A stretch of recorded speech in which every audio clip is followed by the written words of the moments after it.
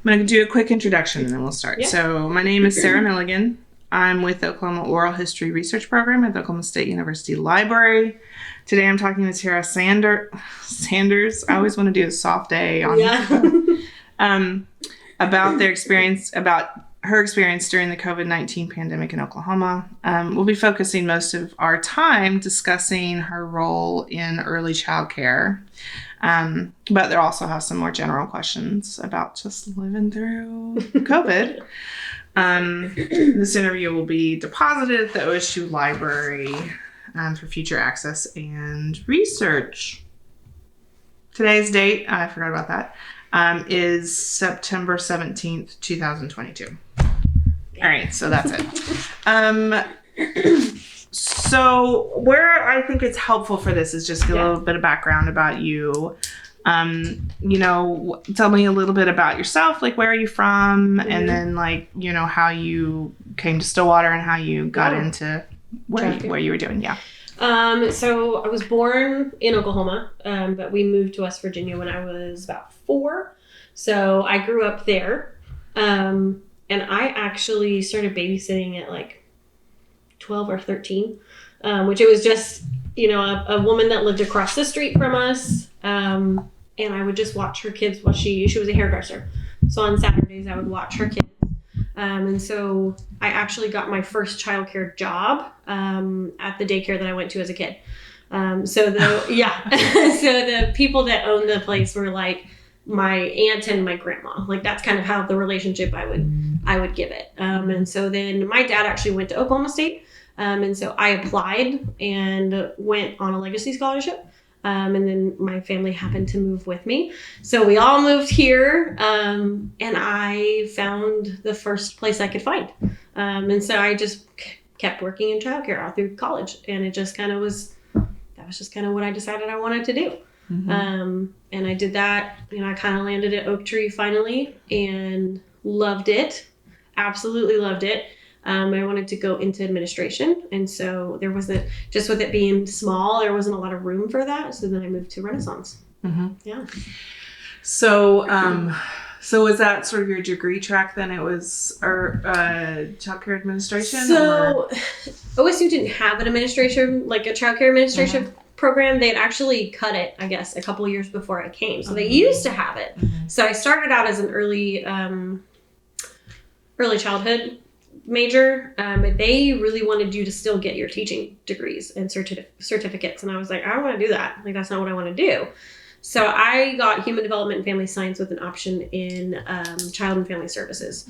So I took a lot of family oriented classes, a lot of, adolescent development classes, young, just human development in general. So it was kind of all encompassing. But I decided I wanted to focus on just doing what I have been doing for, so many years. So yeah, I ended up being in the childcare industry for 14 years. So almost half of my life. Yeah. Well, and so when you were here in Stillwater, I think part of that framing is that were you working with Oak Tree when they opened? No. Okay. No, they opened, they're fairly new. Yeah. So I was actually at Renaissance on Richmond Road when I was in college, and I left there and I worked at a Covenant. I didn't work there for very long just because their structure was a little bit different. Mm-hmm. And then Oak Tree actually hired one of my friends at the time, and they called me for a reference. And I said, "You hiring for anybody else? Because I'd love to come." And so I got an interview, and because I had potty training experience, I got the job. They were like, "Yes, you can potty train." And I was the potty training queen for many, many years. So that was primarily the 3 and the 2 and the 3-year-olds? So I started in the 2. So we actually started as a 1-year-old room because they didn't have enough 2-year-olds. And then we switched over to a 2-year-old room. And then I was in the 2-year-old room for about 3 years. And then I moved up to the 3-year-old room. And I was there for about 3 years too. Okay. Yeah. Got it. So when you moved from Oak Tree to an administrative position in Renaissance, the other Renaissance, when was that? Gosh, so it was 3 years ago, 2019. Okay. Yeah. So the tail March of 2019, right before, or not right before, but yeah, the year before COVID hit. Okay. So, yeah, I only had about a year under my belt of normalcy, and that's when it all kind of went to shambles. That was better than 3 weeks, so I can guess. All right, so you had all this experience in the classroom, and you'd had all this experience doing education, and then you were moving up to administration. So let's talk a little bit about chronic. For me, it's been helpful to talk a little bit through chronological, because everything has changed so much so quickly in the last 2 years. Yeah. It's hard to remember, like, actually where we were at different times. How much happened. So if we're thinking about like spring of 2020. So tell me about like the first time that you really remember hearing about like COVID as something like different. So that happened closer to December of that 2019. Because our owner was like keeping up with it. I remember actually joking about it. We were actually kind of like, oh yeah, okay, whatever, it's not a big deal. And we would get updates. It was our kind of running joke that it was kind of like, okay, what's our COVID update? Or whatever we were calling it then. What were we calling it? Corona. I guess we were calling it Corona still. And so what's our Corona update? And she'd tell us, oh, well, this many deaths and this many this. And we just didn't think, it just didn't seem real, because it wasn't over here yet. And so I remember when it finally hit over here, we were like, okay, so maybe a little bit more serious, but still not super concerned. And then it just kind of sped up. I remember it going very slow and us not being concerned, and we got a little bit more concerned, and then it was like, okay, now we're freaking out. So it kind of hit us all at once. And so I remember them releasing kind of like a recommendation from if you can work from home, and I remember looking at my boss going like, oh, okay, no, sit down over a computer screen. Like, what? There's no way. What are we gonna do? And we had no answers. It was just kind of like, don't know what we're gonna do. So it seems like a lot of people with like school age kids, like that point of like getting real was over spring break, because that's when there was this like, okay, don't come back, right? So daycare doesn't really have a spring break. No. So what was going on with you all when you were watching all this unfold and seeing those recommendations? Frustration. A lot of frustration. At that time, for us, it felt like everybody was taking public school teachers' health really seriously. And like, oh no, we can't open because it's not safe. But so we're going to send all those kids to daycare is kind of what it was like. And we were like, okay, well, what are we going to do? We can't close. If we close, people don't work. And I think it was the first time that society was kind of like, oh, yeah, y'all are real important. We kind of need you. And it was just kind of like the frustration of we need you, but also we don't really care. We still need to drop our kids off. It's kind of like well, yes, we realize you're important, but we're still going to bring, we still have to bring our kids. And so it was kind of like this, which none of our parents were ever like that. All of our parents have always been, we might have like one or two that are not real nice, but almost every parent I have ever interacted with is fantastic. And, they cared about us. But in general, I think society was kind of like, well, we care about teachers. We care about the teachers in public school. And I'm sitting here like, I care about my teachers that are here. And for school age kids, they were doing all that online learning. And we tried to do it at first. We tried really, really hard to help them and to accommodate all the Zoom times and make sure everybody was meeting everything. And our teachers were overwhelmed. They were overwhelmed because they don't have public school degrees. They are not certified to teach this stuff. And we were just sitting here like, okay, one, we got to figure out the technology, and we got to get them on the Wi-Fi, and the Wi-Fi would crap out sometimes. And then two, we got to figure out what can you imagine pre-K online? There's no way. I was like, this is not going to work. So we had kids that were playing, trying to do class, and then we had kids that were trying to do their Zoom at the same time. It was awful. It was and so we eventually told parents, look, we can't do this. When they come here, we're going to try and provide them with fun things to do, learning experiences like we do in the summertime, but we cannot do any of their schoolwork. We can make sure they get on their Zooms, but that's it. Mm-hmm. And that was the moment that it got a lot better. But we even what age group kids, like what age range of kids were you taking? So this was kids that were in school that their parents were then saying they're not in school anymore. Mm-hmm. They're now in your daycare. Yes, and that was pre-K to 5th grade. So it was, it was a lot. And so, because you all do summer and after school to those age groups at Renaissance, right? Yeah. So it was kind of crazy. Was that just spring of 2020 that you were doing that? Like when, or? So we did it for a while. I want to say it was like, because they kind of had to, it took a minute for them to figure out what they were going to do and kind of get everybody situated on online learning. And so when that finally happened, it's kind of hard to remember, but I want to say it was like a few weeks to a month. Yeah. And then school ended. Yeah. And then we had summer, and then we started back up. Okay. And I think at that point we had already decided, no, we're not going to do it. Okay. Yeah. So it was kind of like that spring semester that we tried to do it, and we were like, we can't. Yeah, there was 8 weeks left of class, 6 or 8 weeks left of class once they did the 2-week pause after spring break. That's right. And so then it was online distance learning from there. Yeah. Teachers trying to figure out how to just get this semester done. Exactly. Just finish it up. Well, and we even reached out to Stillwater Public Schools, and we were like, hey, we need help. Like, can you send us people? Like, can we use teachers' aides? Can you do something to help us? And they were basically like, no, not really. Like, we had a couple of people come out that were like, we thought that they were coming to help us. They were really just there for the day to make sure our technology was working. And I was like, okay, can you give us desks? Can you give us like anything that you're not using? Can we take? No, nothing.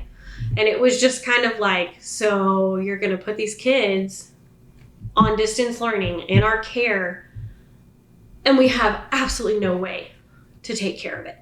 And I actually had a phone conversation, and they got a little upset because I was like, we posted on our Facebook page, hey, we can't do this anymore. Public school system has refused to help us, so there's nothing more we can do. And they got a little testy with us because we kind of called them out, and they weren't super happy about it. And I was like, well, we did. We tried to reach out for you guys, and I understand you guys are limited to what you can do, but this is a time where there is no basis for what we should be. Like, we have nothing to go on. So if there were any time where we could like bend the rules or change it up, this should have been it. And we just felt like we did not get any support from the public school systems. So how many students were you able to take? Because it's not like you took like the entire, for example, Sanger, which is right next to you all. Like, it's not like you took their entire. We had in our school age class that was licensed for 40 kids. And then our pre-K, I want to say we had about 30. So, and our other Renaissance school, they have even more. I mean, I want to say that they had 60 school age kids, maybe 20 of the younger age. So we had a significant amount of kids. And keep in mind, we didn't have teachers for them. We had maybe 1 or 2. We really only had like 2 or 3 afternoon teachers because we didn't need that many. We didn't have kids with us all day. Usually during the summer, we try to have 4 teachers in our school age classroom. 1 extra one and then 1 to do breaks so that it stays consistent. And we had maybe 2, and then me.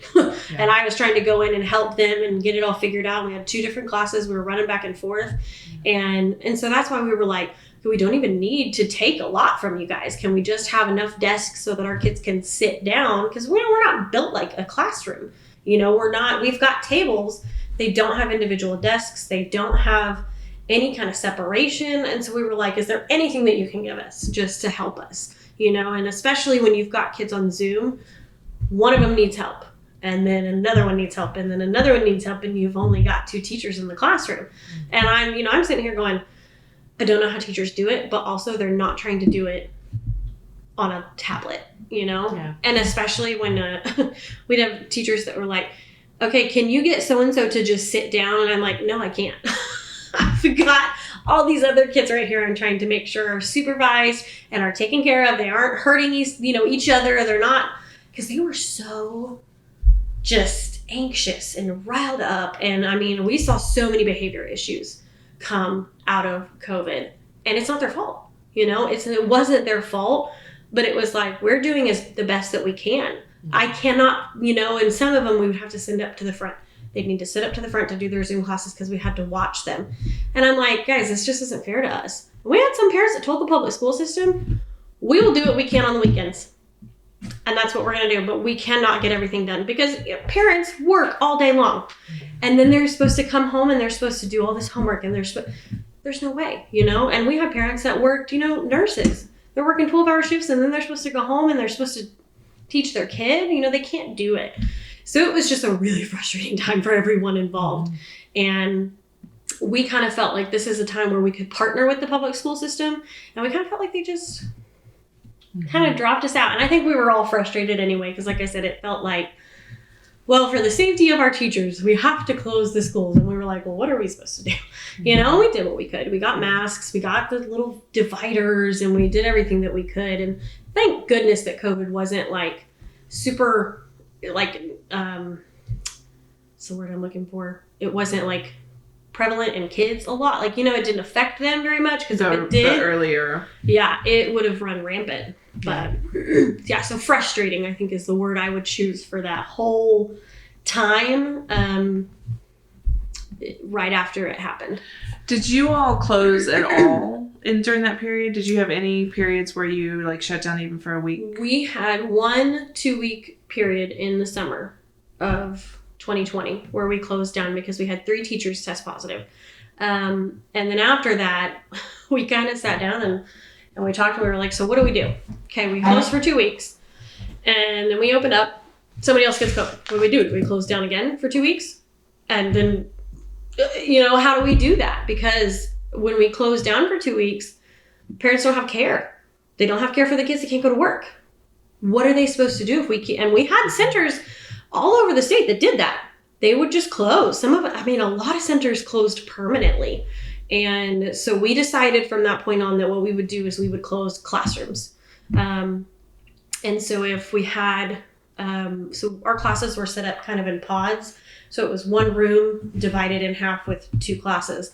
So if somebody got exposed in that classroom, we would close down that classroom. We would prorate tuition and those classes would be closed until we would be able to open them back up.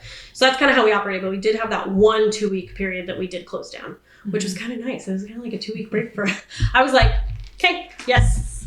Can we do it again? It was nice to have just a little break. So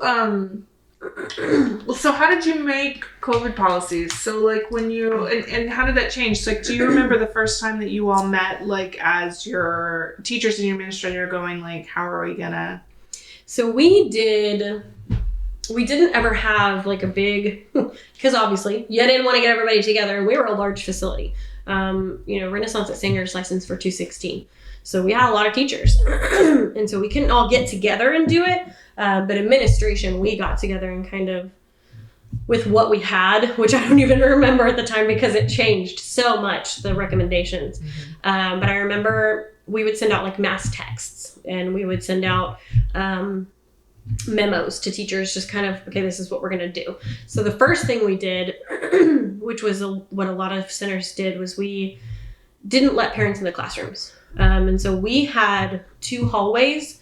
And so parents were allowed to come into like the foyer is what I would call it. Fancy. And they would have to stay there and then we would have to carry the kids to class.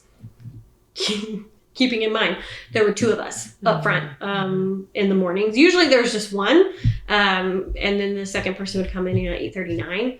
So at this point we had 2 of us, me and Taylor, my boss at the time, and we were just running up and down the halls. Because again, 200 kids. Running up and down the halls, taking kids to class, babies, toddlers. I mean, I can remember holding 2 kids in my hand, having a gaggle of older kids, and then younger ones being like, okay, all right, come on, let's get, nope, keep walking, trying to maneuver these kids. So that was the first thing we did, trying to kind of reduce as much as we could. Really, I don't know how much good it ended up doing. Then came the masks, and we did do a mask mandate, I want to say for like a year solid. We did. We looked at doing like the clear, things. We did have some masks that were clear. And then other than that, I mean, our policies for like cleaning, sanitizing things was already very like good and put in place because we were accredited, and so they have very like strict policies. So that was really good because we had we call them wash, rinse, dry buckets. So it was like soap water, bleach water, and then you put it into dry. So anything that we saw that went in mouths, so that's what it was, just this all day long. And so our teachers did a really good job of keeping everything as clean as possible. And then nap time was just like cleaning central. Those classrooms got sanitized from one end to the other every single day at nap time and at the end of the day. And they just kind of upped it a lot. Hand washing was a big one, which we already did hand washing. Even like babies and toddlers were having their hands washed. Yeah. Like it was just, we were doing as much as we could to prevent the spread. We did offer parents, I think it was the summertime. So we offered them like, hey, cause we actually had like, I don't know if it was somebody from the city reached out and was like, hey, if we have, essential workers that need care, is there any way you guys could do it? So we offered parents like, hey, we will save your spot for the summer. You guys can come back in the fall if you want to take the entire summer off. So we did offer that. And a lot of our parents took us up on that. So a lot of our parents were educators or, where they were able to take the summer off. And then we didn't have any, like we had a few kids that came in. We really didn't have that many. And so we got really lucky. We just didn't have kids. From Oklahoma City? It's like they were from Stillwater. Okay. Yeah. So we just didn't have a lot of people that. So I don't know if there was like a lack of communication that happened because we were like, absolutely, if we need to help, especially the hospital workers, and all that stuff, if we need to accommodate, we want to. But it just didn't happen. So we didn't have very many kids. So we were lucky and we got to do smaller class sizes because they happened to be gone. But then it got really hard because we were paying for a full staff and we didn't need a full staff. And so we had to start making like cuts for hours. And then luckily, I don't remember what that was, that bill that came out, the payroll funding that came out, and we were able to like finally give everybody their full-time hours back, which made us so happy. But so yeah, that's kind of. So you all, what were they, the PPP loans? Yes. Yeah. So we did those, payroll protection something. Yeah. But yeah, so we did that and we were able, because we were like, this is not cool. We don't like having to do this. And but we had a lot of teachers too that were like, I think I'm okay. I'll stay part-time. Well, so that's a question when you're seeing all of this sort of like messaging of stay home where you can, and only essential workers are allowed to like do things. Yeah. And teachers are, supposed to stay home. Were you scared for yourself and your teachers? Absolutely. I remember, what was it called? They were talking about cytokine storms. I don't know if you remember that. So people with autoimmune disorders there was something called a cytokine storm that was supposed to be able, like, it was just really dangerous if you got COVID. And it basically led to death. And my mom is actually high risk. So she's got, she's on immune suppressants. And so couldn't see her for a year.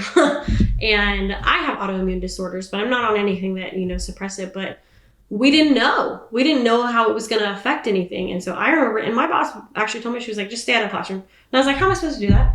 How am I supposed to do that? I might as well just stay home. And which again, can't do, because in childcare, wages are low. Benefits are not great. And at my center, at Renaissance, they had a lot more benefits than other places did. Oak Tree kind of finally got up there. They were very, very small, and so they couldn't offer the kind of benefits at first that Renaissance does. Renaissance had a 401k. And I was like, what is that? And so it was scary. And I remember a lot of my teachers coming and being like, I'm scared. And I was like, if you don't feel comfortable, do not come. You do not have to be here. And that is not something I would ever tell I'm like, no, you need to be here because we need to take care of the kids. I was like, I don't care. You have got to take care of yourself. And I just remember being really worried. And before we like stopped seeing my parents, I was really worried I was going to take something home. I stopped going to church because I was like, I don't want to take something from church and bring it to work. And I don't want to take something from work and bring it to church. And then finally everything closed down. And I was like, okay. So I feel a little bit better because I feel like there's less exposure, but we still had kids, you know? And so you can only limit exposure so much.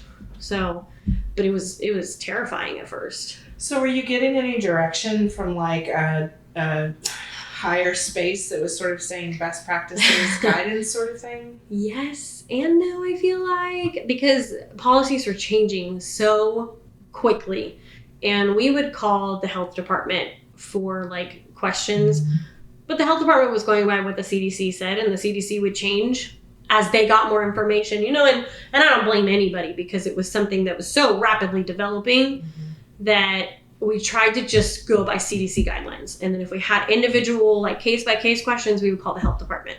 So my bosses actually had a contact in the health department. And so they would call her and they'd say, okay, what do we do? And so we would always follow whatever they told us to do, which, like I said, changed so much. And like, especially the exposure time, you know, how long you're around somebody, how many days, you know, that you needed to be out. And then vaccinations came out and it changed again. And so we tried to base most of our policies on what they said. And then we just kind of tried to, anything else was like, just don't be in their face. You know, unless you're an infant teacher, try not to be in their face if you can avoid it, was kind of what we would tell them. You know, don't give up your quality of care, but there's no reason for you to be holding the child if they are fine. You know, we're not just going to be walking around with kids. If they're upset, absolutely comfort them, but try to distance yourself as much as you can. That was really, I mean, we just didn't know anything. So we tried our best to just follow CDC guidelines where we could. Yeah. So did you have a lot of teachers in sort of like the March to June area of 2020 come down with COVID? Was there a lot of transmission? I don't actually, I want to say no. I don't think we got our first cases until we closed down, which was June or July.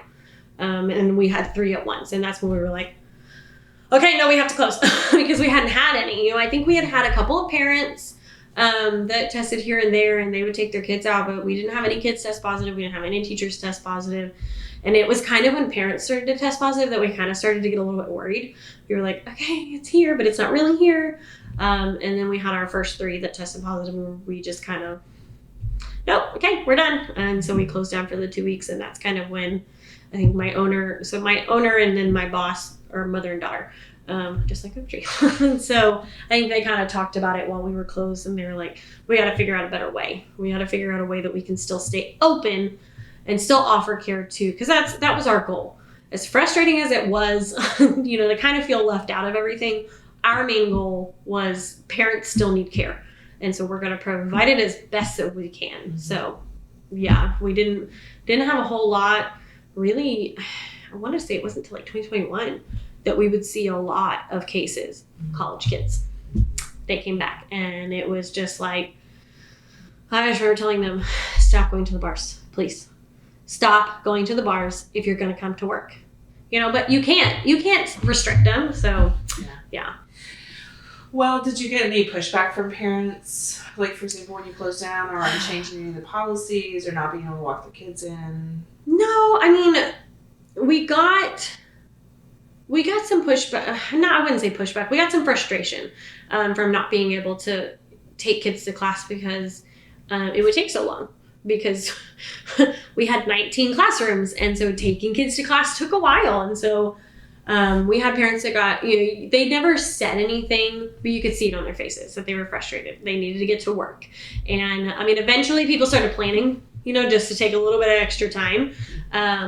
But we did get a lot of pushback because when vaccinations started becoming available, we didn't require.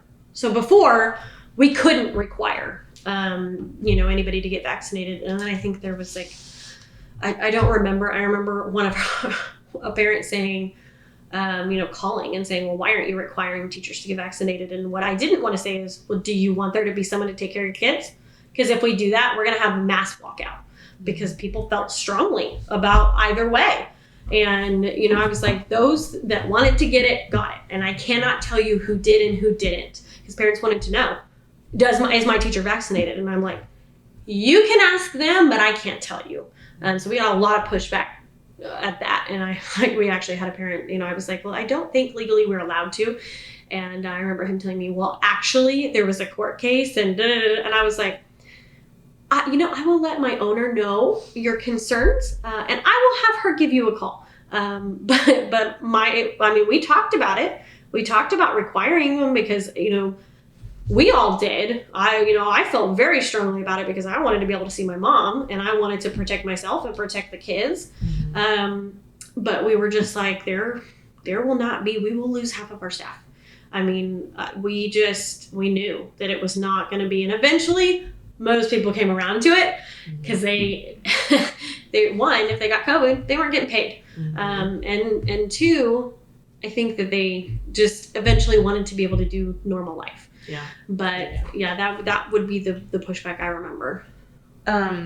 Well, so I do want to come back to that, but I also want to lead back up to it. So when school came back in session in fall 2020, because what you're talking about is like December, January 2020 and 2021. So making it through the summer. Yeah.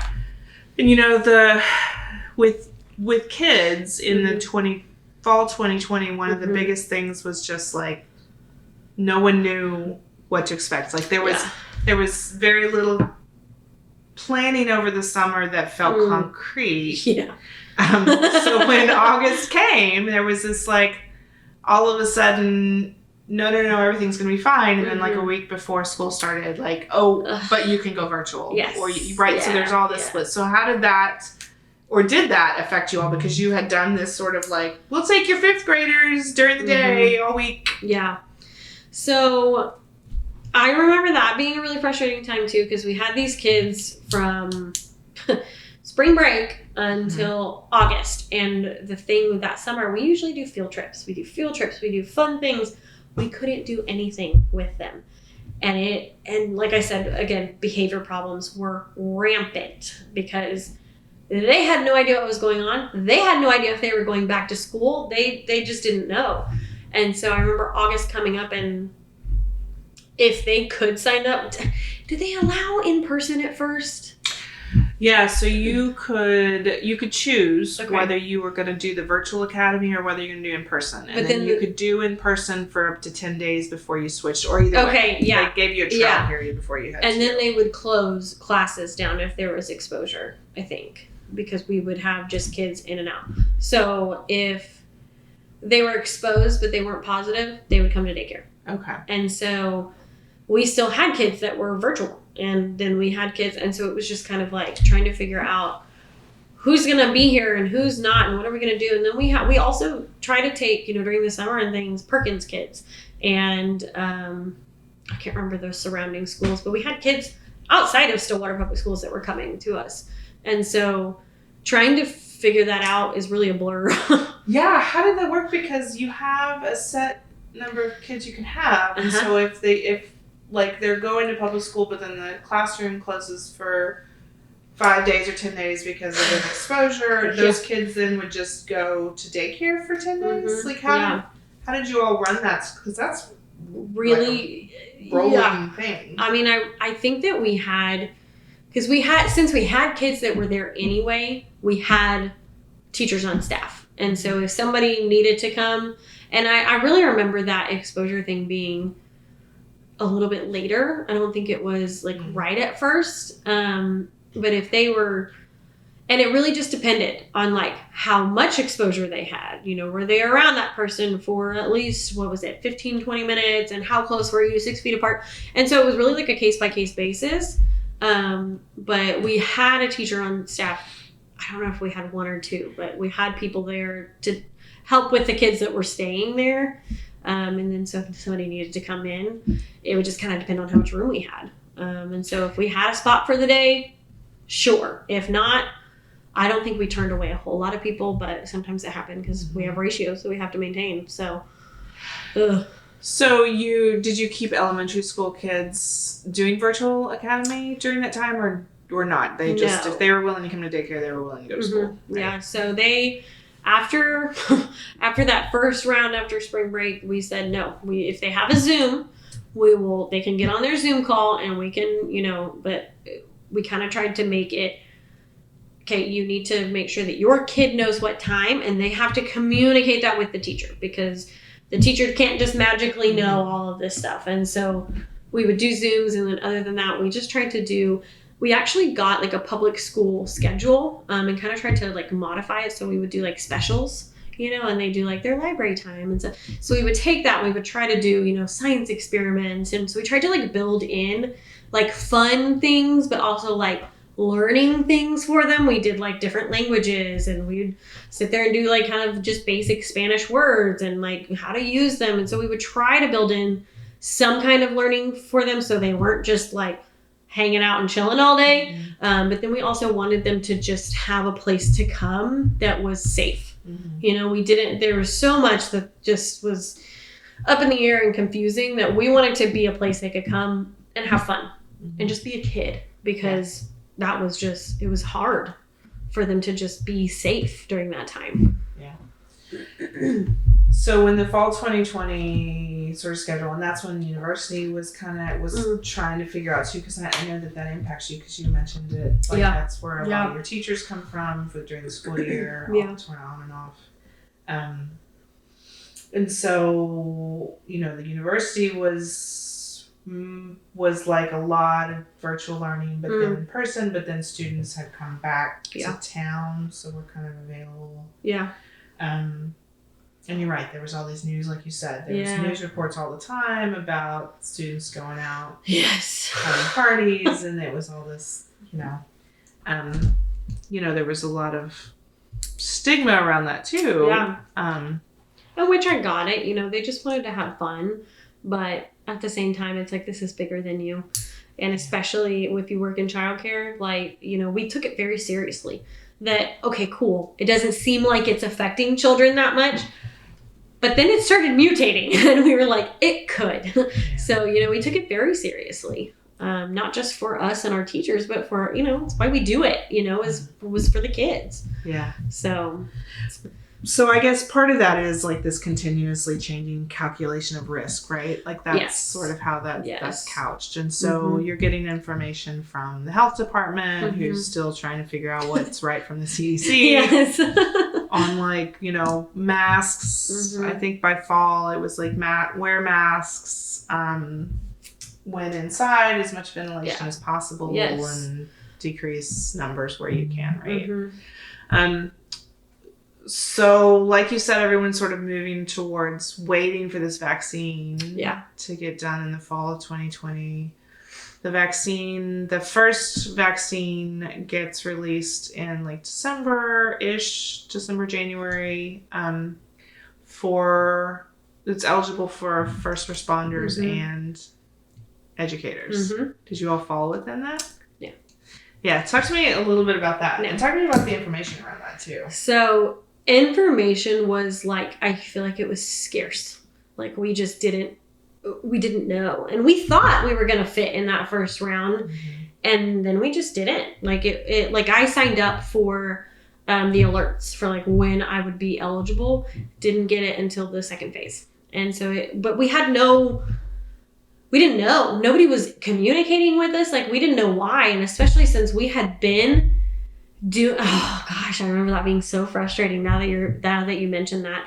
And especially, for me, like I had asthma, I had autoimmune disorder. So like I qualified for that, like not the first responders wave, but like that next wave after I would have qualified anyway.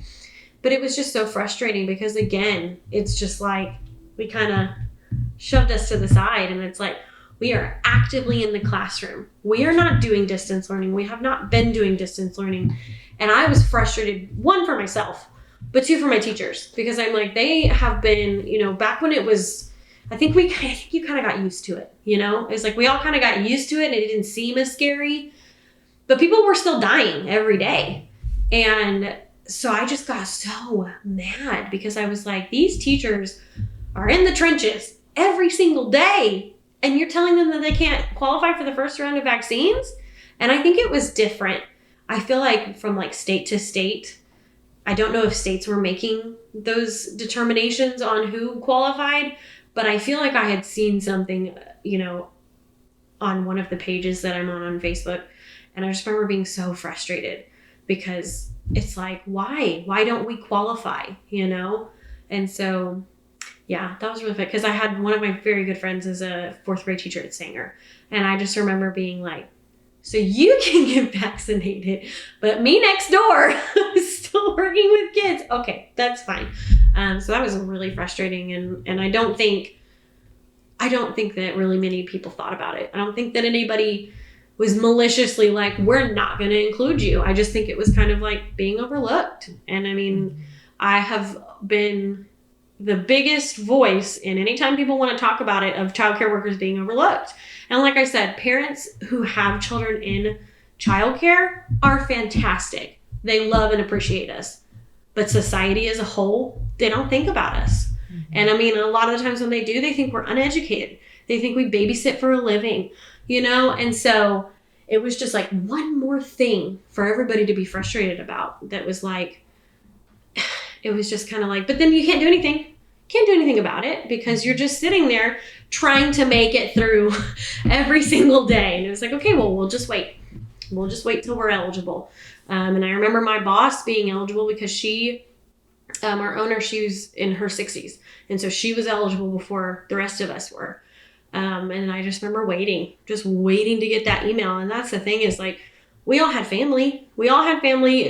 Every single person you could talk to had something that affected their life by COVID. And mine was, I didn't get to see my parents. I didn't even get to go. I had Thanksgiving with my bosses that year because I couldn't go home. And my dad had to be the one that, texted us and said, hey, you guys can't come home this year because your mom won't tell you. So I'm going to. And we did Christmas, but we did Christmas masked and outside in December. Luckily it was sunny, but it was just like, I couldn't even hug my parents for the longest time. Mm-hmm. And I was like, here I am every single day doing what I love to do. And I am taking one for the team kind of, and not just me, but every single child care worker. And so not being able to get that first round of vaccines was really frustrating for a lot of us. So I forgot. I think I've repressed that a little bit. Well, if that's where it ended, that would be different, but that's not where it ended. So there's a lot more that's happened since. So part of this question is, so you mentioned, you referenced that if you all would have made a mandate in your daycare that you would have lost half of your staff. And you also referenced the point that like people felt differently about that. Mm-hmm. And I think it's no secret. A lot of that comes down to like information and how people are getting information. Yes. So maybe talk to me a little bit about where you got your information about COVID and where you got like your news and like if that was something that you had to negotiate like that information sourcing with your daycare. I mean, I'll be honest with you. I don't watch a lot of news. I don't because it makes me so sad, which I know is a very privileged place to live in. But I am just like triggered so easily by things. And it like I have intense reactions to things sometimes. And so like I try to stay away from the news. And so of course CDC page was where I got a lot of my stuff. And I will be honest with you, normally I probably wouldn't be somebody that would have gotten the vaccine because I have anxiety and I have anxiety about medication and putting things into my body that I don't understand. And so normally I probably wouldn't have gotten it, not because I don't believe vaccines don't work, but because it's an anxiety trigger. Didn't matter. So for me, that vaccine could have killed me 2 years later and it would have been worth it because I would have gotten to spend time with my family. So I didn't do a whole lot of research on it. I had some people that were like, oh, you shouldn't do it because, fertility. And I was like, where are you seeing that? What? And so I remember going, you know what? I really don't care. I really don't care because if it's been proven that it works, that's all I need because then I get to be around my family. So I did minimal research, if I'm being real honest. And everybody that, would ask questions, I would say, you know what? I understand that it's kind of scary, but to me, they've been working on this for a long time. They don't just, oh yeah, sure. Let's give it a whirl, And so I'm like, do your research. That's what I told people. I said, you do your research and you come to the conclusion that's best for you. But if the CDC is saying that this is something that works, I'm going to trust someone that does this for a living more than I'm going to trust any news outlet. And that's what I would tell them. That's where I would leave it. Because, we say all the time, well, we have to have parents trust us because this is what we do. We know what works for kids and what doesn't. And they trust us to help them make those decisions. So why would we not trust scientists who do this for a living? And that's kind of where I would leave it. Just because you could get into so many arguments with people about the vaccine. But I mean, that's where I got mine, is I was like, I'm just going to go directly to the source. What does CDC say? And yes, it changed because they would get new information. That doesn't mean that it was inaccurate. And that's what a lot of people, I think, in our center thought. Well, they've changed it so many times. They don't know what they're talking about. And I'm like, no, they're updating it with new information and new research as they get it. This is good. And so I kind of try to explain without being, because I'm a very passionate person. And so, trying to be like, don't be silly. Don't just get it from news. Why don't you go look at, your .orgs, your .edus, don't just go to, Fox News. Wherever you get your news. That's the one that came to mind for me. For me, news outlets make it like 10 times worse. They exaggerate a lot, and I just don't like to. Any party line is gonna have an agenda. Everybody has an agenda, and so I'm like, I'd rather just get it from people that do this for a living, and that's what I told people. I was like, just do your research and trust the people that do this. They're doing the best they can with the information they have. I don't have a science degree, so I can't make that decision. That's kind of where I would leave it. How did social media, if it did, how did social media play around any of that with you, with your interactions? I mean, it was rampant.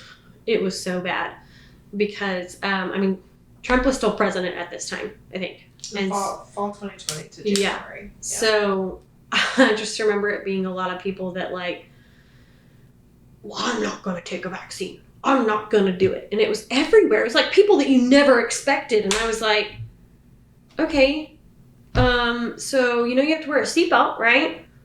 Are you mad about that? Like, you know that because it was just masks and vaccines. They were all mad about it. That my body, my choice. And I was like. So did you engage with people on social media? Absolutely. And then eventually, first, absolutely. And then eventually I was like, I can't convince you to do something you don't want to do. But what really upset me was just the spreading of misinformation. And so I at first I was real like, this is incorrect. And I think that you should do, but I loved that Facebook came up with that fact checking thing that they had. Cause I would be like, most of my comments started getting into, hey, did you know that this has actually been debunked? And I would link. That's what I kind of got into. But it was just so frustrating because we live in a society that's just like me first. And childcare is not me first. It's other people first. We take care of others for a living. And so it was really, really frustrating to just see a lot of people not willing to take care of others, because that's what you're doing when you get vaccinated and when you wear a mask, you're taking care of others. Yes, it happens to actually take care of yourself too.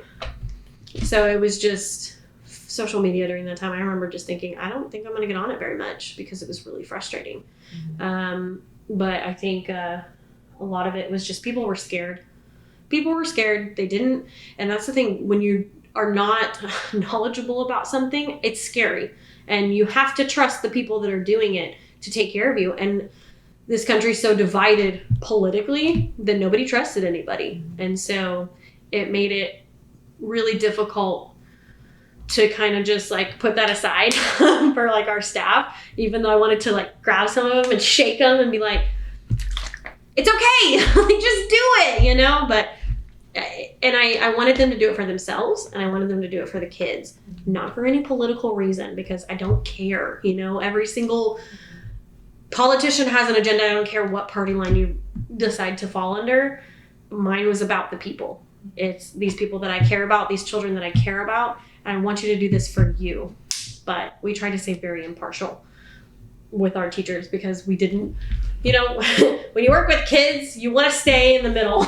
You don't want to lean any type of way because your parents are so diverse. There are so many different, you know, religions and political leanings that you just want to stay very neutral as you can. And you have to do that with your staff too.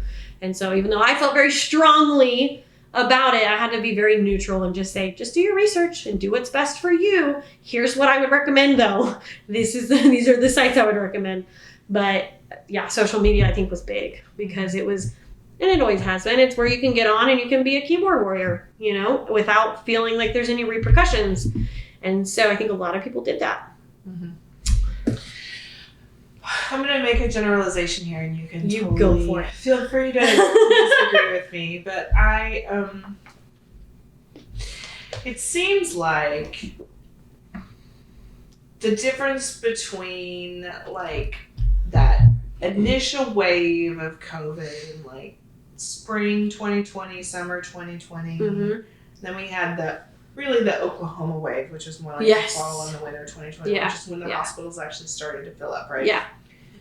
And then the vaccine, and then, you know, the rollout of vaccines for whoever won it really took March or April, right? Yeah.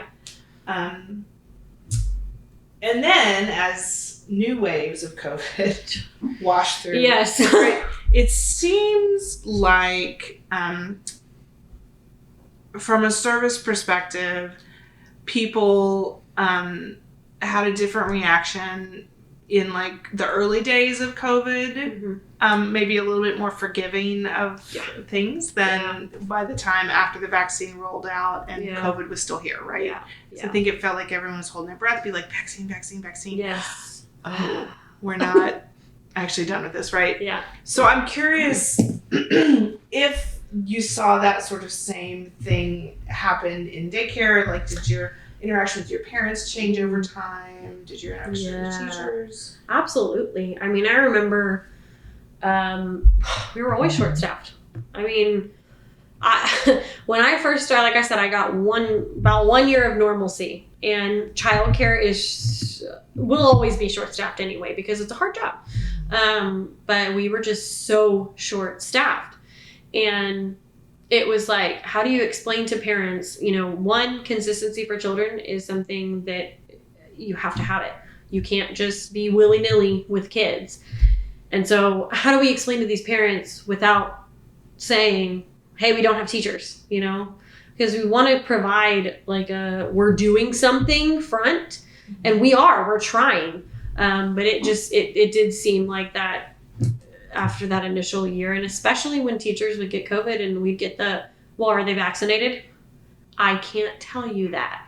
And parents got a lot less forgiving after the vaccine because it was like, well, you could have gotten the vaccine, so I have no sympathy, you know? And I kind of felt the same way on the inside. And when my teachers would get, you know, exposed, I'd be like, okay, so are you vaccinated? Not asking in a judgmental way, but I have to know because that changes what we have to do. And I would say probably 75% of the time, no. And I had to take a breath. Okay, well, we'll see you in 2 weeks, you know? And so it just, with myself, absolutely. And with parents, I think so too, because, and I mean, understandably, because it's like, okay, my teacher now can't be here because they didn't go get vaccinated and now they have COVID, and now my child has been exposed to COVID because they didn't go get a vaccine. I understand the frustration. That makes sense. But again, we try to just be like as neutral as we possibly can and be understanding, because like I said, normally I probably wouldn't have gotten it because of that anxiety trigger, and I have no idea what reasons people had for not getting it. But we for sure saw that, I think, and it was like the problems with behavior we saw at first were nothing compared to what we saw after kids went back to school. And so it was kind of like that first year, it was like, well, the sympathy train's kind of done, but that's when we needed it the most, I think, because now the kids are back in school and now we're having to be sympathetic, but we don't want to because we feel like it should be over. So I completely agree. What were some of the things that you were seeing with kids? Because I do think that this is something that is more talked about now after a few years in, right? Like, yeah. Where some patterns are more obviously emerging. But you mentioned that even in sort of like fall 2020 or summer 2020 that you were seeing some behavioral issues. Yeah. Yeah. I remember saying, when, like that summer, I remember going, they're going to do studies on these kids. They're going to study these kids and how this affects them. The number one, and, you know, for me, I'm seeing it all of this behavior was rooted in uncertainty. And so these kids have no control over what's going on. So they're trying to take their control back. So it was a lot of, I'm not going to do what you want me to do. I'm not going to listen. You want me to do this and I don't care. It was a lot of violence. Like I stepped into our school age classroom. I honestly don't remember when this was. For a good 2 or 3 months, I was the school age teacher because that's my favorite group. I didn't think I would ever like school age kids that much, but that was my favorite group. And I whipped them into shape because it was like, we can't do this. I had violence against teachers. I had kids that were hitting and slapping and kicking and biting school age kids that were being so violent. We had to ask kids to leave because we just got to the point where we were like, we can only do so much. And I absolutely hate getting to that point where we have to ask a kid to leave. We have to ask parents to leave. But we had violence towards our teachers. And I was like, we can't allow that. You know, we cannot do that. And so a lot of it was violence. And again, it's fear. And it's uncertainty and it's, you know, fight or flight. What are we doing? I have no idea what's going on. My parents are talking about this and I'm seeing it on TV. And if you have a telephone for your child, I'm seeing it, whatever I'm doing. And so they're exposed to it, but they don't understand it. You know, a lot of kids, I don't think we're ever sat down and told, hey, this is what's happening. This is what it is. And yes, it's kind of scary, but I don't think that really happened because adults were in fight or flight too, you know? And so a lot of it was just violence. And we finally kind of got past that point because, you know, the kids saw me and administration, we're kind of the fun people. So for me to come into that classroom, they already kind of were like, okay, yeah, you're fun. But I had to gain their trust. And that's what I told every single teacher that would go into that classroom after me. You cannot come into this classroom and go, you're going to listen to me because it's not going to work. These kids have had so much uncertainty. They have had no consistency because school has been up and down and all around and their class might be closed and then they have to stay home. And if their sibling got exposed, then they have to stay away from them. And sometimes people were living in completely different parts of the house. And so I was like, you've got to go in and you've got to build these kids trust. That's all I want you to do right now. I don't want you to focus on anything else. I will take care of the behavior. You build a relationship with these kids because they just didn't have that safe place. So a lot of just listening and then a lot of just aggression that I think was just coming from, I don't feel safe. And even though I knew that logically, it was really frustrating. I was like, why are we doing this? Why are we doing this? And I mean, we saw that. We're still seeing it, you know, a little bit. It's gotten a little bit better, but it was just a lot of aggression towards other people, towards teachers, and then just really, I don't care. I'm not going to do what I want. I'm going to do what I want. I'm not going to do what you want me to do. And just like attitude, they got real sassy. I mean, school age kids are kind of sassy anyway, but it was just kind of like, I looked at them and I was like, who are you talking to? Who are you talking to? And they'd be like, I'm sorry. And I was like, thank you for apologizing. But just a lot of, I remember the aggression. It just kind of got real. I mean, I remember having to like break it up right now. And just kind of think bullying was a big one. And I think it is with kids anyway, but it was just let me take control however I can. Mm-hmm. That was the root of all the symptoms that we saw was let me take control wherever I can. Mm-hmm. And so we like to give them as much control as they can. Okay, you guys get to decide where you want to go play in centers today. You guys get to decide what we're going to do for specials this week. You know, trying to just give them a sense of control without giving them complete control. Mm-hmm. So it was really hard and I felt really bad for them. Because especially when some of them went back to school, they hadn't been to school in like a year and a half. Mm-hmm. And a lot of them were just behind. I remember my friend at Sanger saying, yeah, we're working on stuff that I didn't think that we were going to have to be working on, because it's just, I would not be able to learn online very well. Yeah. But yeah, so kids that stayed home and did virtual learning or whatever for a year and then went back. Yeah. So. And I think it was the same for kids that were in person. They were getting that learning, but were they? Were they in a place where they could actually learn? Because, research tells you your brain can only do so much when you are in fight or flight. And these kids lived in that for so long. We all lived in that for so long. Mm-hmm. And so it was kind of like, okay, you might be in person, but are you really taking this in any better than the kids that are online? And so, the kids online, some kids did really great with online learning. And they thrived with it. That probably, the people that didn't want to go to school, that was me. But I just think that everybody is kind of like 2 steps back. Mm-hmm. And I really do. I think that there's going to be a whole generation that they're just going to do studies on, because these poor kids, they got the short end of the stick for sure. And especially, and a lot of them had to deal with family. Okay, somebody died, that's traumatic. That's trauma for them, having to watch their families go through that.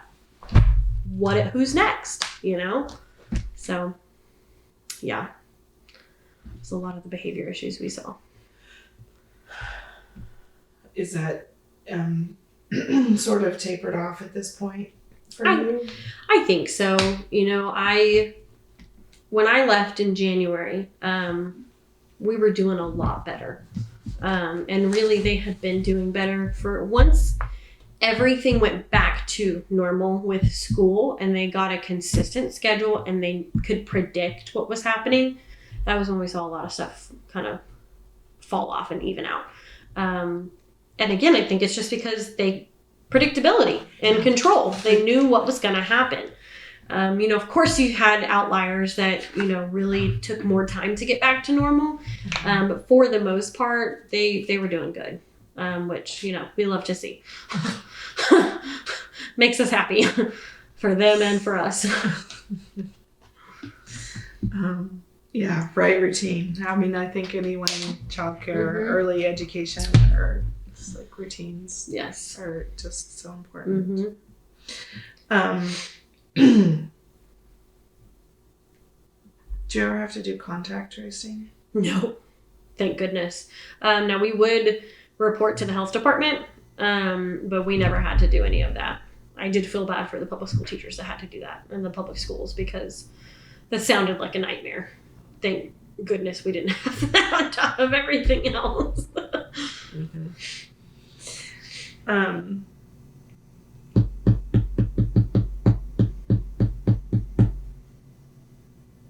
Have you changed anything, like just day to day in your own life with this? Have you changed routines or things that you do or ways that you look at things? I think, not really. Just my life is very different now anyway, just since I have a different job. But, back then I had to take a lot more time for myself because it was a really hard time on childcare providers mentally, feeling like people didn't care about our health and feeling like nobody was taking care of us. And so it was really hard on us mentally. And I definitely had to, self-care is not a thing for childcare providers. We don't know what that is. And I think we need to learn, because I had to do that. I had to come home and I had to just, I actually don't wear my Apple Watch much anymore because I had to come home and take it off. If staff were going to call me or text me, I had to just put my phone away and I had to just take the time, which for me at the time was just kind of like mind numbing, which is not taking care of the problem, but you just kind of had to check out. And so I had to do that a lot. I just kind of had to take a break and take a breather and just kind of mentally get away from reality almost, which for me is like books and movies.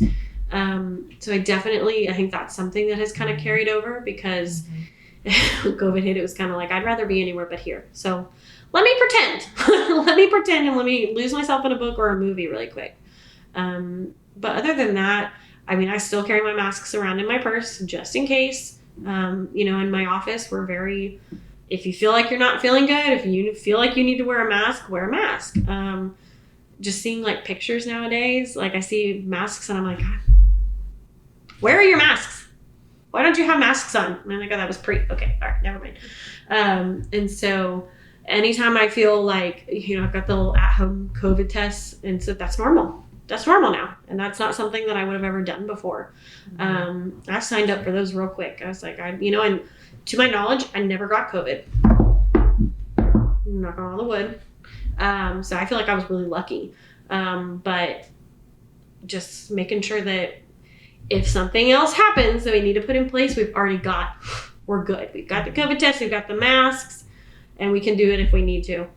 But other than that, I don't think that there's a lot of things, just because for us, everything changed, but nothing changed. Mm-hmm. We were still going to work. We didn't have to work from home. We didn't have to transition. We didn't have to do any of that because we were still there. Mm-hmm. But self-care, I think learning that was one that I had to really do. That was a big change I had to make. Changes out. Yeah.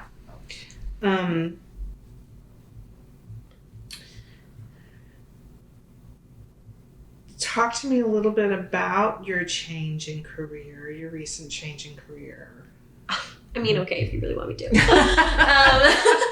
So childcare workers in Oklahoma, we have what's called the Oklahoma Registry.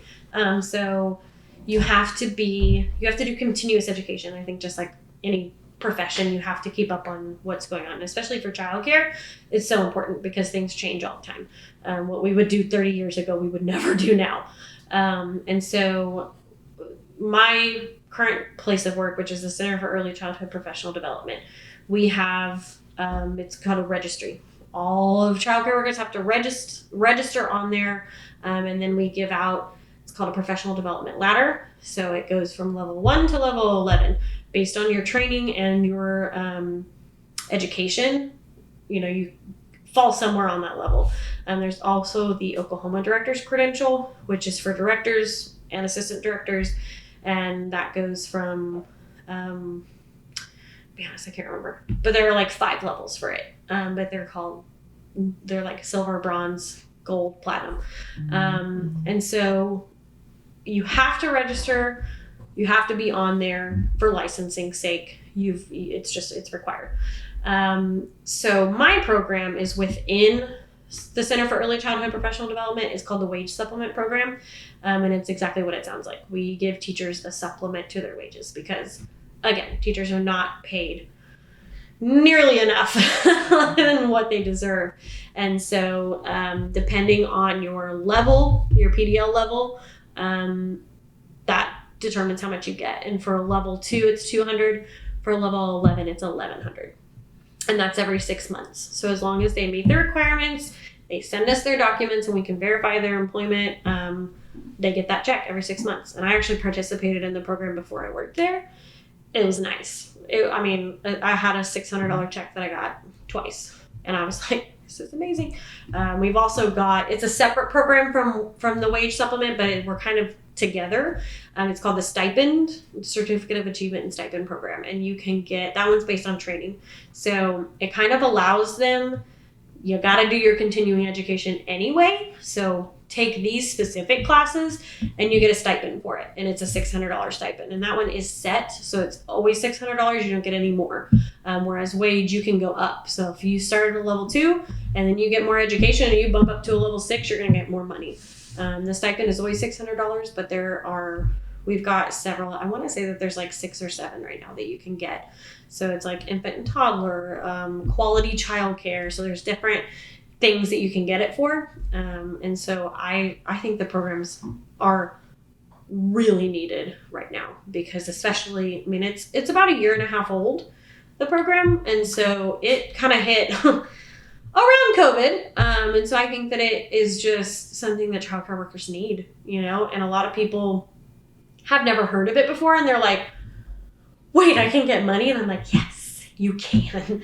And so we're always trying to promote and tell teachers, like, you can get this. Now, of course, there are certain requirements. If you're level 1, you don't qualify. If you're centers, so like centers are on a star system. Right now it's 1 star, 1+ star, 2, and 3 stars. They're moving to a 5-star system come January, so it's going to be 1 through 5. So right now you have to be a 1+ star or higher center. If you're just a 1 star, you don't qualify. So that kind of stinks. But I mean, they're pretty simple requirements. A level 2, you really don't have to have much education. You just have to do training hours. And so mainly everybody qualifies for that basic $200 check. So it's something that I really liked. And I was the one that I was the contact point for all my teachers. I'd be like, fill this out, sign at the bottom, give me a copy of your pay stub, and I will send it in for you and I will get it all taken care of, because I was like, you guys deserve this money. You have earned this money, take this money. And so kind of being able to be on the other end of that and say, like, I get to help childcare workers out because it's something that I'm so passionate about. But I was in the industry for so long, I just needed a break. I just needed to just kind of take a break. And so to be able to do something that's still giving back to that industry, it's amazing. It makes me feel so good. Well, it seems like a good fit for you too. Yeah. So. Yeah. Did the timing of that have anything to do with COVID? I think so. I mean, I think it was just kind of a long time coming, starting at COVID. I had a lot of mental health struggles. And it was really back. So last August, about a year ago, I was suicidal. I mean, I was just completely worn down. And the industry is so hard to be in right now. And it is nobody's fault. It's not like anybody was awful. It was just that hitting took us all by surprise. And it just got to the point where I was like, I physically can't do this anymore. And, you know, and I sat down and I told I'm still on great terms with my bosses from Renaissance. And I just told them, I was like, I need to take a break. I was like, I cannot, I told them I wanted to move to Oklahoma City, and I was like, I don't think I can move in childcare. I think I need to make a completely different change, because it's a stressful industry to be in, and especially to be in administration and feel so helpless. Like, I can't take care of my teachers because nobody can take care of anybody right now. And so I think that it was just kind of built up. And I remember there was a day that I was, doing a couple of different things at once, and I could not stop crying. And I was just like, there's something wrong. There is something wrong, and I got to take care of it. And so, making that change was absolutely necessary for me. And I know that there's a lot of teachers that have had to do the same thing. They just had to be like, I got to take a step back. I got to take a step back, and I've really got to think about myself. And again, like I said, it's a caring industry. We care for others, and sometimes we're not good at caring about ourselves. And so to take a step back, it just, because I have not felt like that my entire life, and I've been doing it for a while. And so I think it just COVID just kind of gave me that push, and I was like, okay, I'm just going to take a step back just a little bit. So it was rough. Yeah. Did you see some of those same processing work through about your relationship with being a teacher with some of your colleagues? Yeah, for sure. I think that was the time where I definitely felt like a therapist, because they just needed someone to talk to. And I've always been a very, very open about, and a big proponent about openness in mental health, because like I said, childcare workers don't take care of themselves. And that's a big part of why you see a lot of burnout in the industry. And so I've always been very open about it, and I have no problem talking about everything I've gone through. And I think that I think that made people more comfortable talking to me about what they were going through. And a lot of it was anxiety. I mean, it's just a high anxiety job.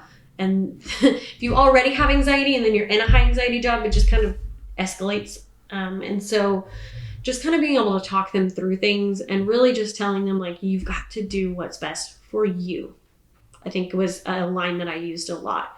But there were a couple teachers, I had one teacher tell me like, I never would have known that about you. And I'm so glad that you said it because it made me see things in a whole new light, because we react differently when you've got mental health things going on. And so I think just being open about that made them more comfortable talking about it. When you talk about it, you can go through it a lot more. And so I did see a lot of my teachers kind of going through that process of like, holy crap, and just trying to be there for them as much as you can because ultimately they've got to be the ones to do the work. But definitely, I think we all just kind of went through, even if you didn't struggle with mental health, I think you did during COVID just a little bit. So just the stress and the anxiety and then, the letdown, I think that kind of, okay, are we done? But then it would ramp up again, So I think it's just kind of like an emotional roller coaster for all of the teachers, especially, like I said, I wasn't in the class every day. They were in the class every single day with these kids, not knowing if they're being exposed to COVID, not knowing if it was going to make them sick, if they were going to die. So I think it was just, yeah, for sure. They all had a lot of the same processes. Did you feel like you fell into the category that was sort of this big umbrella label, especially in the early days of this, of an essential worker? Oh yeah, for sure. And I think that was the one time that we all felt like, finally, yes, we are essential. Because I used to tell my teachers all the time, like, you guys are essential. Do you know that if we didn't exist, no other job could exist if you have a child, If you are childless, sure, go be a doctor, go be a lawyer, go be, an educator, go do it. But if you have kids and you don't have family that can take care of them, what else do? You have to take them to childcare. And so I just remember telling them, like, you are essential. You are important. I felt like, what's that movie? The Help. You is kind. You is special. You is important. Just reaffirming them every single day. Like, you are essential. And just trying to remind them of that, And I was like, you guys have been essential. You've been essential before this even happened. Like, you guys are the backbone of society. So yes, absolutely felt like we fell under that umbrella, and we felt like we got the recognition of being under that umbrella from everybody else too. Because especially healthcare workers, especially if you've got like a couple that are healthcare workers, you have got to have somewhere to take your kiddos. So, and it was nice. It was nice for once to kind of feel like, yes, thank you. Thank you for seeing us. I think a lot of us felt seen, even though it was kind of like a crappy circumstance to felt seen under. It was very nice. And I think it was really nice for my teachers too, to kind of be like, yeah, we are essential. Okay, cool. And I really don't think I ever saw anybody trying to be like, no, you're not. Not that I saw, I'm sure that they were out there, but I never saw anybody say, no, childcare workers don't count. We did. And most everybody admitted it. Finally. How do you think this experience, or do you think this experience has changed the industry for childcare workers? I definitely think it has, because I think just kind of like the restaurant industry kind of sunk a little bit. I think childcare has too. I think a lot of people are like, I don't think I'm going to do this. I don't think, and it's really unfortunate because childcare is such an expensive industry to be an employer. And I've always said that, the government needs to pay a part of fees for parents, or companies need to pay a part of fees for parents, because even rate increases, it doesn't take care of half of it, and so paying staff has always been a problem. And I feel like now it's even more of one, because they're like, okay, I'm not gonna put up with this anymore.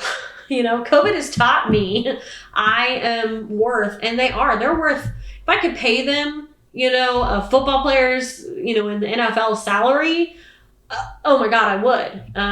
But I think a lot of them were like, it's not worth it, which is sad, because a lot of teachers, that's what they want to do. But it's like, well, I can't make a living off of that. So what am I supposed to do? So I think the industry has been short-staffed a little bit. We've always kind of dealt with it, but even now still, I talk with participants on our programs and they'll be like, yeah, I'm so sorry I couldn't call you back. I was, stuck in a classroom. I've got people who are directors of their facilities who are spending most of their days in the classroom because they just don't have people. And so I really think it has affected. And I think that, it kind of, a lot of centers closed down. And I think that there is a lot less quality care out there. And I just think, the industry has got to find a way to pay teachers better. But I don't know what that solution is. And I think that teachers are frustrated by it. They're like, we went through all of this during COVID and we still aren't making, a livable wage. And most teachers now, Renaissance was one of the highest paying ones that I've worked at. They, like I said, they have the 401k, they had so many benefits. And even that is just sometimes not enough for the stress that it causes.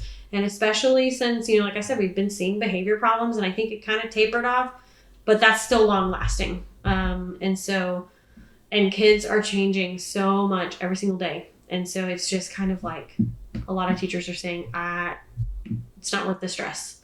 It's not worth the stress anymore. And it's so unfortunate. Mm-hmm. And that's why these programs that I work in right now were invented, is to give a little bit more incentive to stay where you are, to be consistent and to care for the kids. And I'm hoping that these programs are going to be really long-term because teachers need it. Yeah. Who funds the program you're doing right now? DHS. Yeah. So it's, and that's kind of why they've got some of the requirements they've got because for like subsidy, you have to, for like 2-star, I think, 1+ star and up, one of the requirements is that you accept subsidy. So that's kind of, I think that's the thinking behind the requirements for the center eligibility. Don't quote me on that. But yeah, so they're our funding body.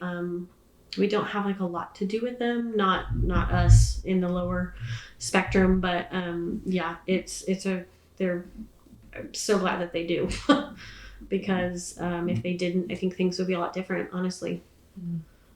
Yeah. Yeah.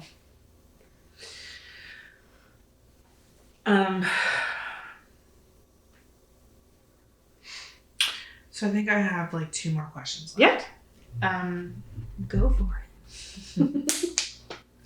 So has your experience over the last couple of years changed or transformed how you think about family, friends, community? Oh, absolutely. In what ways? So, I think before, of course, I love my family. But I wasn't dying to spend time with them all the time. They lived in Oklahoma City. I lived in Stillwater for a reason. We needed just like that little time in between us.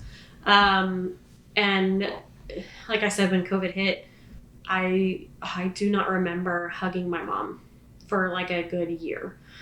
I remember like my sister and my mom would come and they would sit outside.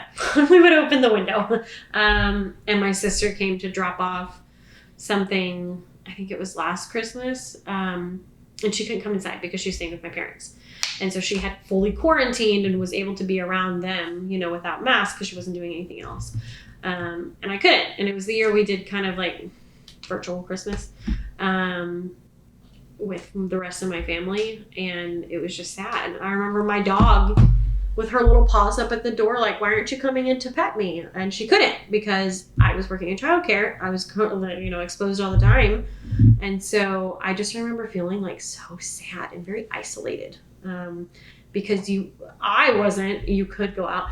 I wasn't going to go out. I wasn't going to church. I wasn't going out and spending time with friends. I wasn't seeing my family. And so it was very isolating. And so now, that's why I moved to Oklahoma City, was so I could be closer to my parents. And my parents are not old by any means. But they were getting older. And so I was like, I want to be able to spend time with them. And that has changed a lot because, as kind of a young adult, I think you're kind of like, I want to make my own way and kind of get away from your parents a little bit. And COVID definitely flipped the switch for me. It was kind of like, I want to sit down with my family. And I have been spitballing the idea of moving to Oklahoma City before COVID. And I was very, very lucky that I did not move before COVID hit, because I just feel like it would have been very difficult for me to get settled anywhere during that time with everything that happened. So I think I was very lucky that timing didn't happen. But I wanted to be closer to my parents, and then COVID happened, and I was like, okay, want's not really the word for it anymore. It's kind of like, I need to be closer to my parents and my family, and friends. A lot of my friends were work friends, and so I would see them every day. But it did change for those people that I wasn't friends with, or that weren't work friends. It was kind of, a lot of them kind of fell off, because it was like, we can't see each other, and I'm not a very talky person on the phone. And so it changed a lot of that. And now I'm kind of like, the friends that I do have, I'm very protective of that, because you never know. Obviously things could happen before COVID happened. You never know what's going to happen. But something like a pandemic changes the way that you think about life. At any day, you could get sick, and thinking about that is kind of like, okay, well, carpe diem, then we're just going to own it. So for sure, I think it's made me a little bit more open. I'm an Aquarius, so I'm not very open with my feelings. I'm not touchy-feely, and it's kind of opened me up to that a little bit. So think about, one of the reasons we're doing this is so years in the future, someone looks back after they have long forgotten or maybe never lived through. Yeah, oh God. Thing, right? So imagine sort of like 50 years in the future. What do you think people or policymakers, or even people in either your community or your profession, like, what do you want people to know from this experience? What they do, what happened well, what you talked a lot about, like, what did not happen well. But I think if there are things like that, you just want to, like, don't do this again, policymakers, or whatever it is, right? I think that the number one thing I would love for people to remember is how important we are. It shouldn't take a pandemic to know that the people who are caring for your children every single day, and not, I don't say like your children specifically, but your country's children, they are I know it sounds cheesy, but they're the future, and we are molding and shaping those minds. And so much of brain development happens before the age of 4. That's before anything else. So I'm like, just remember how important we really are and how much we care. And I would love for policymakers to find a way to prioritize childcare, and just the childcare industry. And if something like this happens again, putting us first. We are in line with healthcare workers. We are in line with first responders. We are in line with public school educators. We are there too. We are not, I cannot imagine being a healthcare worker during COVID, because, they are quite literally heroes. We're not doing that same kind of work, but we make it possible for that work to happen. And so just kind of recognizing that, monkeypox is a thing that's happening. And I don't know what's going to happen with that, but I'm just saying it's kind of it's giving the same feel that COVID did at first. Like, oh no, it's not something that has really been prevalent. But now all of a sudden we're seeing a lot of it. And now it's in Oklahoma. Yeah. So that's what I'm kind of like, if we are getting to the point where we're going to have another pandemic, just remember us. I think just think, stop and think about how important we are. And I don't even want to say like, give us this or give us that, but just give us that recognition and just keep us in mind when you're making policy. I'm not even going to say, the only thing I will say is that policymakers should find a way for the government to, give to childcare, and not just Head Starts. I know Head Starts have contracts that they get money from the government, but just normal childcare, because Head Starts are for, low-income families, which I think is fantastic. That doesn't mean that families that are not low-income don't still need that assistance, because childcare is ridiculously expensive. And so I would love for policymakers to fix that. But aside from that, just recognize us. Just keep us in mind when you're making policies about education, because a lot of it affects us. There's a thing about pre-K. They're trying to kind of lower that a little bit. And 3-year-olds in public schools, not a good idea. And so when they're making these decisions, they just need to keep us in mind and do your research, do your research on what's going on and include us in that conversation. When we're making policies, or when DHS is making policies for requirements, they do panels and they take directors and teachers and doctors and they bring them all in when they're making requirements. And that should be a thing for education as well. You should be looking at not only the people who are working in public schools, but the people who are coming before. Okay, what are those requirements that we're making, and how is that going to affect, how is that going to trickle down into us? But especially for pandemic, just think about us. Maybe offer incentives. That would be nice. Like, hey, you're a frontline worker. All right, here you go. No, but I think that recognition goes a long way for morale in childcare, because it's been long overdue hearing like, you're an essential worker. I've known it from the beginning, but some of these other teachers don't think of themselves that way. And so it can go a long way to keeping people consistent and where they should be by just giving them the recognition that they deserve. Is there anything that I did not ask you about that you want to talk about? Anything I missed? I don't think so. No. I think I got it all out. Feeling better. Definitely everything that I say is on behalf of every single teacher that I worked with through COVID. Because like I said, they are the ones, I'll say it every single time, they are the ones that are in the classrooms, and they're the one that deserve just all the respect in the world.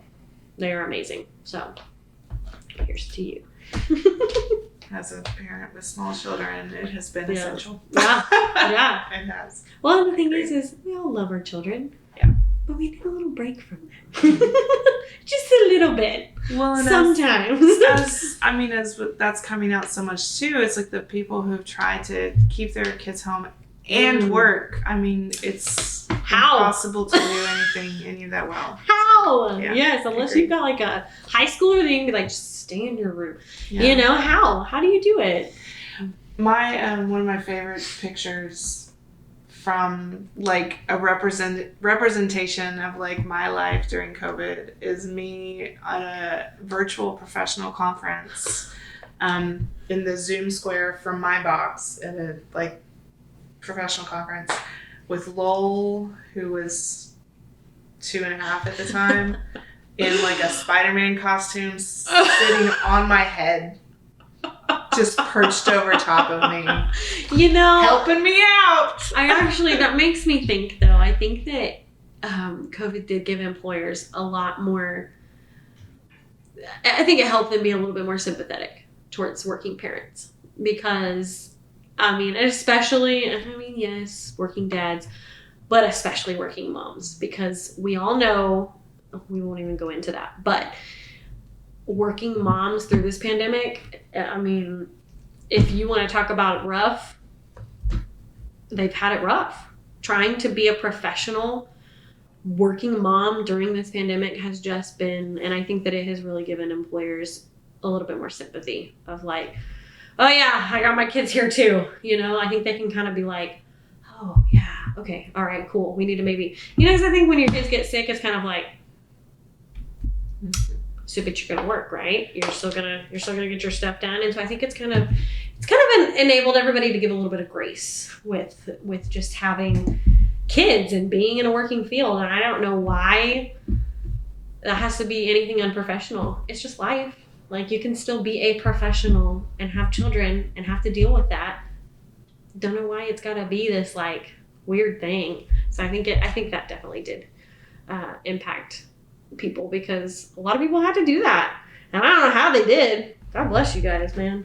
Because I can't imagine. I mean, I can't. I work with kids, but You can. I can't imagine trying to do my job right now with a child running around my house. There's no way. I mean, even just trying to have a conversation over coffee was like, okay, let's get up and walk, because he's ready to go. You know, he's 1.5. Let's get up and walk. You have to adapt, and so I think that's helped employers adapt a little bit. But again, pandemic it's now what, an endemic or in. Is that what it is? I think we're technically an endemic now. So yeah. I'm like, I think a lot of that grace might fall off. So I think that we need to remember that, because it doesn't just change. Working moms have been going through this for years. So yes, working dads too, but and need our daycare. Yeah. Need our daycare. Yeah. Need our childcare. Mhm. So. All right. Well, this has been really interesting to me. I really appreciate you taking time, especially. Yeah. Well, thank you for asking, because, you know, like I said, childcare workers everywhere. We love the recognition. We love it. It has been critical. Oh.